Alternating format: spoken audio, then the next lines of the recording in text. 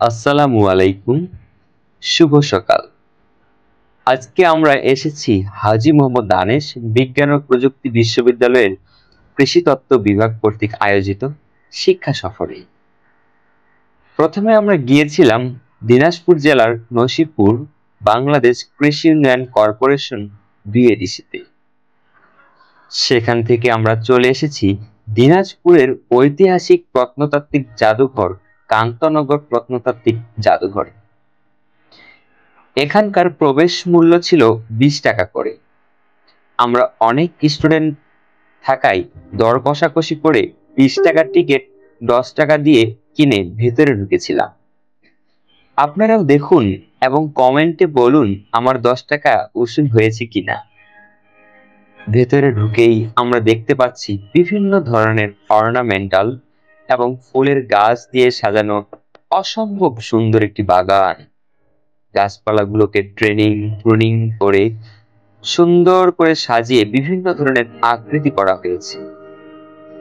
আমাদের ব্যাচমেটরা সবাই নিজেদের মতো ছবি তোলাই ব্যস্ত।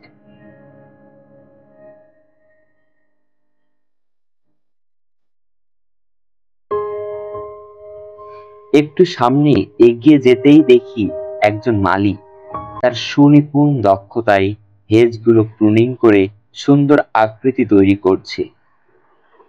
বিভিন্ন ফুলের গাছ রয়েছে এখানে। আপনারা দেখছেন রঙ্গন, গোলাপ, জবা, কলাবতী, কাঠগোলাপ, করবী, পাতাবাহার, দুরন্ত, আশশেওড়া, ঝাউ, সাইকাস ইত্যাদি বিভিন্ন ধরনের ফুল এবং সৌন্দর্যবর্ধক গাছ।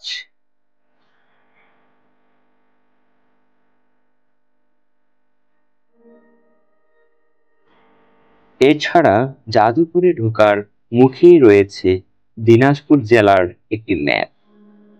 জাদুঘরের ভেতরের ছবি তোলার বা ভিডিও করার অনুমতি না থাকায় আমরা ভেতরের দৃশ্য দেখাতে পারছি না।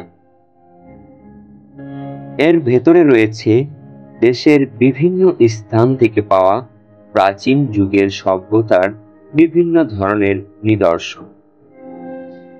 এখানে আছে কষ্টি পাথরের তৈরি কৃষ্ণ মূর্তি, মা ও শিশু, গণেশ মূর্তি, শিব মূর্তি, কালী মূর্তি, মনসা ঘর। এছাড়া ছিল প্রাচীন ব্রাহ্মীলিপি এবং বিভিন্ন নকশা। এখান থেকে আমরা আবার গিয়েছিলাম দিনাজপুরের ঐতিহাসিক কান্তজিউ মন্দিরে।